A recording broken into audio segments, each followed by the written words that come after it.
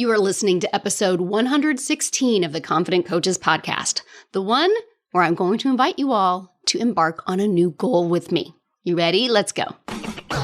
Welcome to the Confident Coaches podcast, a place for creating the self-confidence you need to do your best work as a life coach. If you want to bring more boldness, more resilience, and more joy to your work, this is the place for you.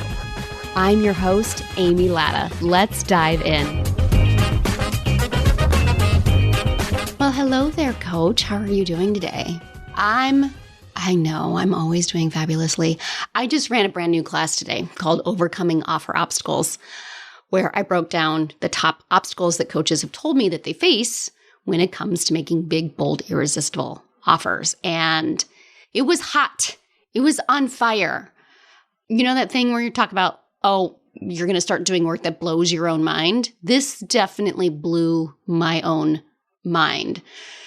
And I hope to take the questions that I got and the feedback that I got and make it even better. So if you missed it, no worries. I'm going to be running this training again because it introduces brand new coaching that I literally have never heard anywhere else.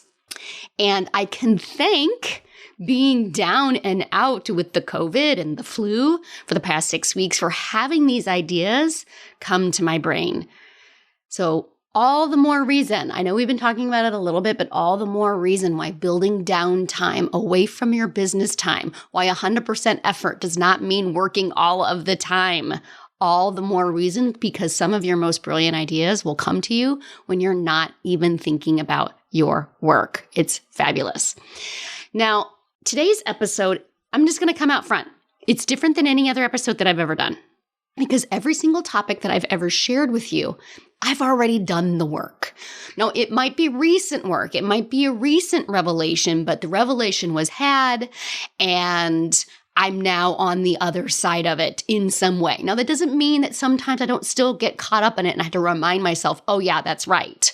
You don't think this anymore. And then, back to regularly scheduled program. But I've done the work until today.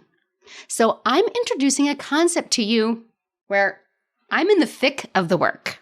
I might even say I'm on the upslope. Like if doing the work is a mountain, I'm still on the front half of the mountain. I'm going to tell you, being fully honest, like full disclosure, I don't want any shadows. I'm shining the light on the entire story. I haven't mastered this at all. So why would I share it with you when I don't have it down yet? Like, how am I supposed to impart on you? Here's a topic. Here's how you do it when I'm still figuring out how you do it. Because I think it's just too dang important not to share it with you now. I think this topic is too important to wait. And some of you might already be ahead of me. Some of you might be right alongside of me. And some of you, this episode might inspire you to join me on this goal yourself. I just think that it's so important to work on. And we can even look to one another for support as we do it together.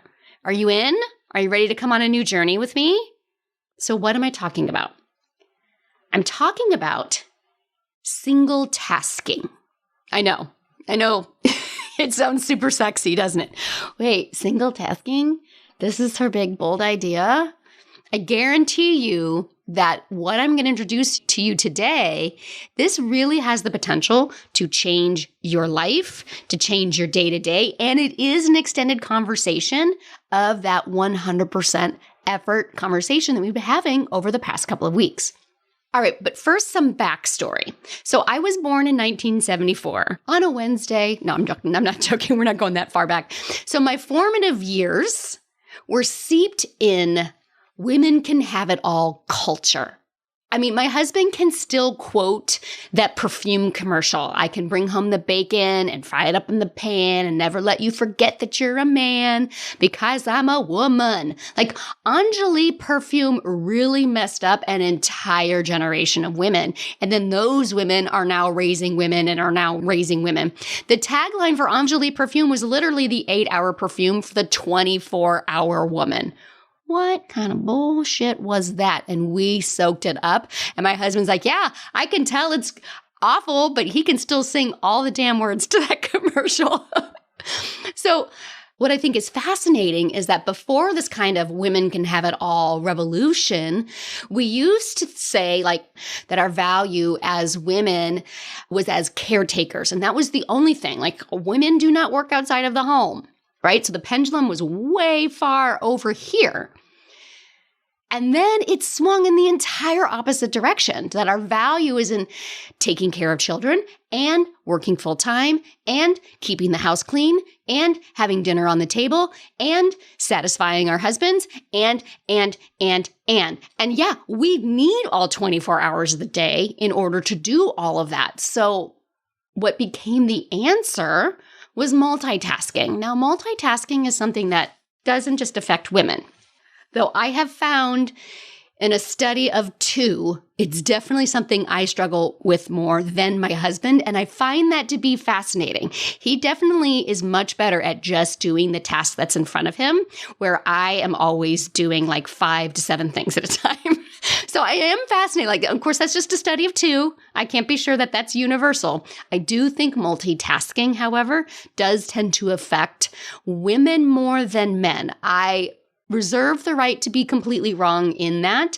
But just the study of me and my husband, he just simply doesn't get bogged down in the have to do multiple things at the same time in order to be productive. Like he's got his own bullshit and his own struggles with what it means to be productive and his value as a man, but it's not necessarily my value as in multitasking. But what I know is that almost every job I can think of when I graduated college in 1996, every single one of them wanted powerful multitaskers. The ability to handle multiple projects at a time, multiple tasks at a time. This was valued. Every employer that I remember interviewing with wanted employees who could like pat their head and rub their tummies at the same time. It was seen as the key to being more productive. And of course, that's what a multinational corporation wants. They want productive employees. You get more done when you do more than one thing at a time. That whole kill 2 birds with 1 stone kind of mentality. And it's so ingrained in our culture to get more done by doing as many things as you can at one time. You're considered more efficient. Oh, how I've always strived. You don't even know, like the word efficient, the double-edged sword that I have had with that word. I've always tried to be super efficient with my time because more efficient I've perceived as being more effective. You create more results. You get further faster. This whole idea of like, don't waste your life. Don't waste your time. And if you can find ways of getting more done at one time, the whole idea was that not only am I more productive in a shorter amount of time, but then I'll have way more time to relax and enjoy my life. Like that was the personal reward for me. Now, listen, I can't be sure if my adult ADD is more chemical based or more thinking behavioral based. But there's no way that this multitasking thing was helping how my brain operates. Because attempting to be a brilliant multitasker has not given me any more free time and definitely not less stress. And I thought it was me. I thought my brain was the problem. I thought, oh, I have an inefficient brain. I need to change how I think. I need to figure out ways to feel better about the fact that my brain is deficient so that I can get more done. Like that is a lose-lose all over the place.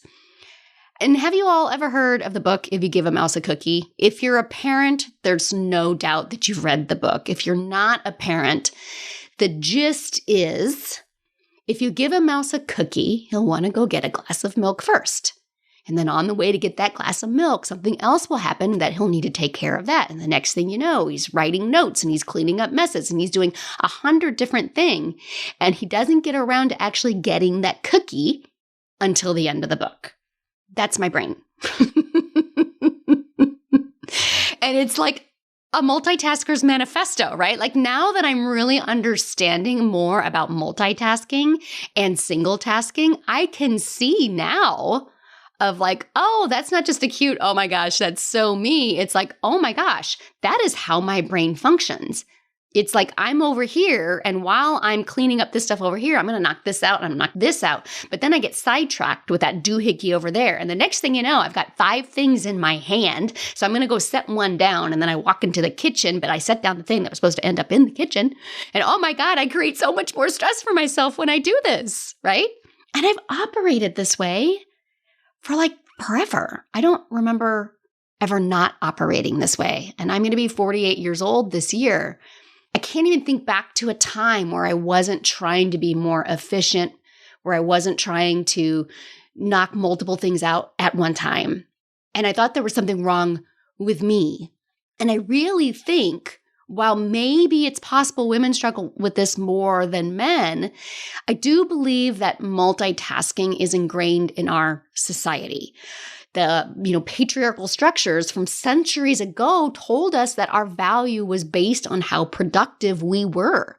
And you had to be productive for the people in charge, or your life was in danger. And we're talking about like when you go back to like the Middle Ages, or when you go back into even like the pre-industrial and post-industrial ages, your productivity was the most important thing, or like your safety was on the line. Your value is in productivity. So be as productive as you can, even if that means doing 5 things at once. Like, no wonder we as a society have come to value and hold in such high esteem multitasking. It's like embedded in our DNA, but only because of some rules some dumb men created like centuries ago. And now we have more research now that proves multitasking is a myth. It's not actually real. Our brains, as fancy a computer as they are not actually able to give full attention to more than one task at a time. Like your computer really isn't that great at this either. It just processes each individual task very quickly. But when you're doing multiple things at a time, you aren't giving 100% to 5 different things. You're giving 20% to each of those things. So you might be doing more in a smaller amount of time, but not effectively, not proficiently. And research completely backs this up, that we are less efficient when we multitask because our brain is splitting its resources. You're not giving any one thing your full ability when you try, and then it leads to burnout. Your brain will eventually revolt on you because it just can't do it anymore. And I think this is where I have found myself in my 40s of just being like, I'm just so tired and I can't get my brain to shut off, and it's always going a mile a minute. It's like it's on a runaway train. And so I either am on that runaway train or it just shuts down altogether. Now, everyone's burnout threshold may be very different. Apparently mine's very high, and that I'm just now having this conversation in the year I turned 48 years old. But we all have a threshold. So just because multitasking seems like it's working for you, it really isn't. You just haven't hit that burnout threshold yet. And there's a chance, here's the real kicker of it all, right? There's a really high chance that you're just getting the dopamine hit from the thought, look at me, I'm so efficient and productive when I do more at once, as opposed to the good that is available to you when your brain becomes very comfortable in powerfully accomplishing with 100% of its resources, one thing at a time, singularly focused, and it's operating at its full potential. And again, this is really just an extension of that 100% effort conversation we've had for the past few weeks. This is another reason why 100% effort does not mean wearing yourself out. 100% effort should include doing one thing with your full attention or with 100% of your brain at a time. Now, I can tell you right now, this is not in my notes at all, but as I'm having this conversation, every time I've said 100% attention or focus, my brain it's freaking out in the background. Like I'm saying these words out loud to you. This is how I know I have work to do and why I'm sharing this with you before I've overcome this. It's screaming in the back of my head. You don't know how to do that. You don't know how to focus. The word focus in and of itself makes you squirrely. You've got squirrel brain. You've got shiny object syndrome. You can't focus on more than one thing at a time. And rather than trying to pretend that you can, let's just run with how your brain operates. Like, this is the literal conversation in my head right now as I'm recording this episode. So if this conversation makes you feel squirrely, I'm with you. I really am. So why am I having the conversation? Why is this so important? Why is trying to incorporate more single tasking something I'm asking you to consider along with me? Even when my brain's gone, nope, can't do it. Nope, that's not how we function. So I've been focused on this for about a month already, and I'm going to tell you, it has not been easy. Like, I didn't realize how many tabs I have open while working. Even while writing this podcast, I remembered an email that I needed to send, and then I went to send that email, and then that email led to a Facebook post and an Instagram post, and the next thing I know, I've done like 3-4 things at once. Like, I didn't realize how many times I knock out some quick tasks while talking to my kids. How many times I play a word game while watching TV. How many times I have been listening to an audiobook while working out or taking a walk. Now, some of these things aren't inherently bad. I personally like cooking and cleaning and kind of mental checkout time to listen to an audiobook, but I've been incorporating more silence into those mental checkout times lately because it occurred to me that I'm constantly filling my brain with input. So as someone who has said, listen to this podcast while you are working out, take me for a walk with you, I'm now even starting to see that almost every moment of the day was filled with some form of input, and I was scheduling time to just be alone with my brain, as opposed to what if I stopped putting in so many inputs all of the time. So be clear, I'm not saying eliminate any doing 2 things at a time, but just start being mindful of what you're doing and create more time where you don't have constant input into your brain. So the walks I've taken outside in this month of January, so I've always listened to like a podcast or an audiobook while I've been taking a walk outside. And so I've turned them off and just walked.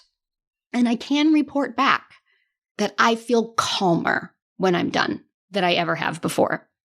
And some of the most brilliant ideas, including the free training that I came up with, little notes, little anecdotes, I want to make sure I include that, have popped up like moments or like within 30 minutes of me being done. So I'm inviting you to join me on this single tasking mission this year. It's clearly not a quick change for me, and I'm committing to working on it. Okay, so number 1, the increased focus. Again, as a person who has an adult ADD, the word focus does get me very twitchy. It makes me very anxious because I have this story that I can't focus. And maybe it's possible that I actually can focus and I'm just wildly out of practice.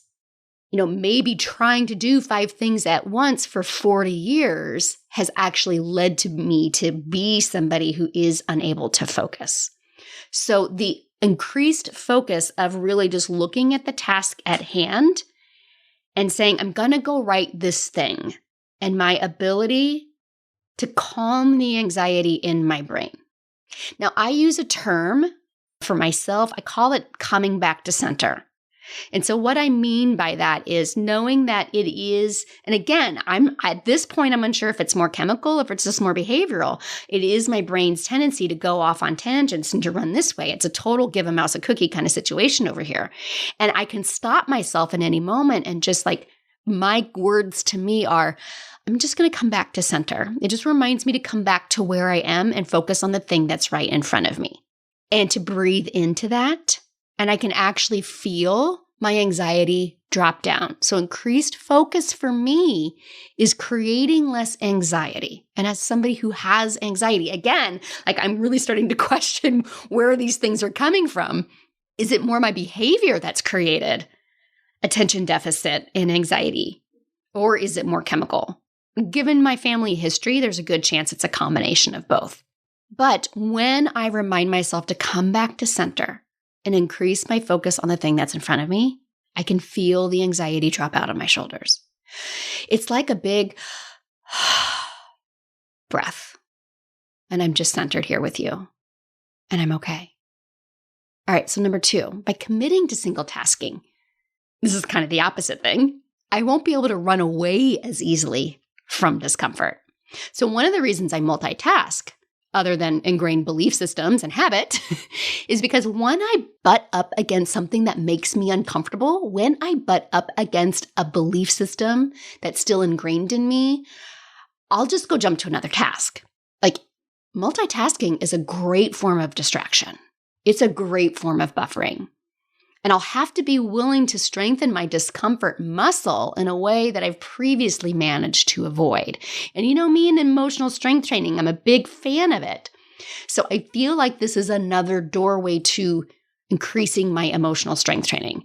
You know, people who create whatever they want are people who are willing to feel anything.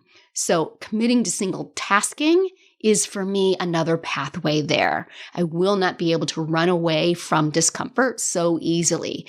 If I just remind myself to come back to center and really look at what am I trying to skitter away from here? Because that's really what it feels like. It feels like a skittering.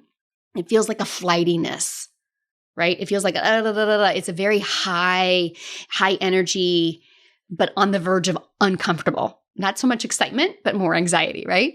So now, what is it that I think I'm trying to avoid? So number 3, all of these are kind of all along the same lines. Single tasking is going to require me to stay with myself. Like I've noticed on my walks this month without a podcast or an audiobook or even music with words going on in my headphones, I'm left with me. Doing one thing at a time means me having to pay more attention to where my brain is going. And it requires more presence with myself. So instead of just a couple minutes of meditation a day and then bam, go do 5 things at once all day long, I can actually start to think of each task as a mini meditation with myself. You can for real meditate as normally as you would. And if you don't currently meditate, you can literally just start with 1 minute.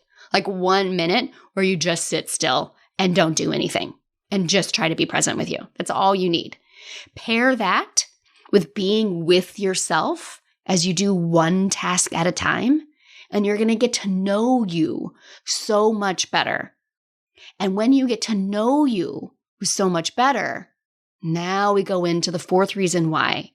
Like if none of the first 3 reasons had you convinced, this 4th reason to me is really everything. You're going to unlock your brain's potential.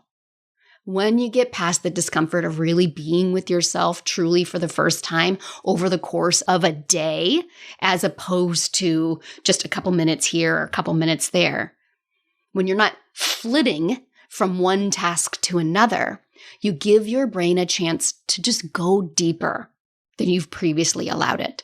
You will find results. You will find ideas. You will find options.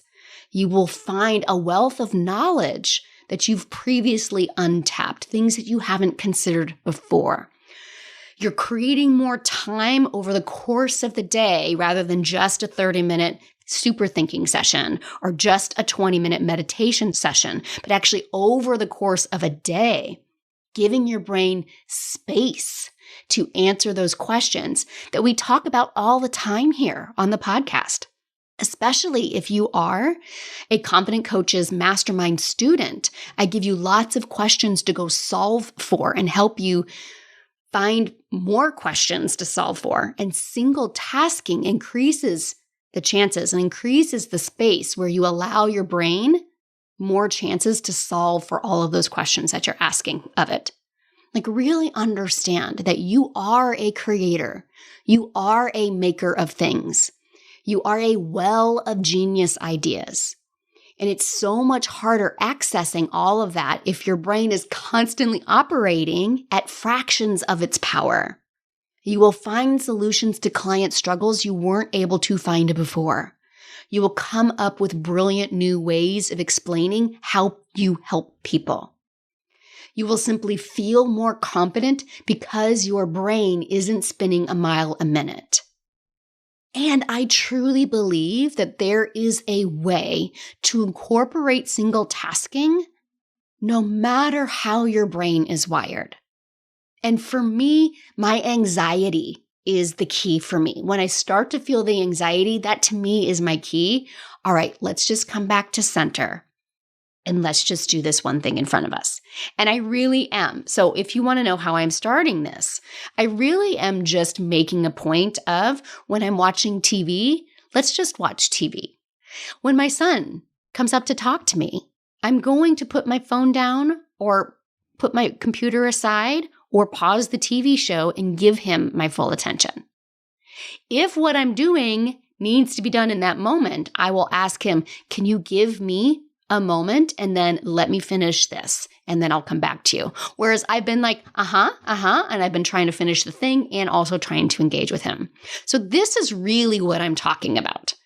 Like I understand because this is how I've lived for so long that my brain will go to a couple different things at a time. I am not saying that we're working against our brain. I am saying we work with it and we start in small places. I think for me, when I'm really thinking about this, is that single tasking is about my willingness to really just be fully present where I am. This doesn't mean a rigid schedule. This doesn't mean forcing my wild, brilliant self into a tight, contained box. I'm just asking myself to be more present with the thing that I'm doing at the time that I'm doing it, knowing that I'm actually creating more calm and less anxiety. And my brain still gets to be wired the way my brain is, and I can still love it. And I can still love me exactly who I am. And the benefit of this is more presence in my life, more connection with the people in my life, and less anxiety and less stress. So I'm committed to single tasking this year. 1 month in, I've already seen the difficulties. But I really believe that the less stress and the less anxiety is going to far outweigh any of the difficulties I see when my brain's like, nope, we got to do 5 things at one time. My kids always walk in and they're like, why do you have 9 tabs open? I'm like, doesn't everybody have 9 tabs open on their computer? And they're like, no. I'm like, oh, you haven't picked that up for me yet. All right. So if you are in with me, I love it if you'd share this podcast episode on your socials. Let people know that you're in. Comment on the post on Facebook and Instagram. So every Tuesday morning, you will always find a post for the podcast episode. Go comment on there, share in your socials that you're committed. And here's really what it is. I'm committed to single tasking so that I can have more presence, less stress, and less anxiety. And let's do this together. Let's see what we create with this. You in? Let's do this. And I love you guys so much. And until next week, let's go fuck some shit up. Coaches, I have created a brand new freebie offer just for you podcast listeners. I created a brand new training called Stop Overcomplicating Confidence because I see my coaches do it all the time, make this confidence thing way harder than it has to be. In this free training, you're going to learn exactly how you overcomplicate confidence, what's creating that, and how to stop it. Here's the best part. All of it, less than an hour. Less than an hour of your time. You will feel more confident in less than an hour, right? Yeah, friends, this is the best training I've ever done. So visit amylatta.com/podcast gift to get yours. Again, that's amylatta.com/podcast gift. Go now and feel more confident in just an hour. Thanks so much for listening to the Confident Coaches podcast. I invite you to learn more. Come visit me at amylatta.com. And until next week, let's go do epic stuff.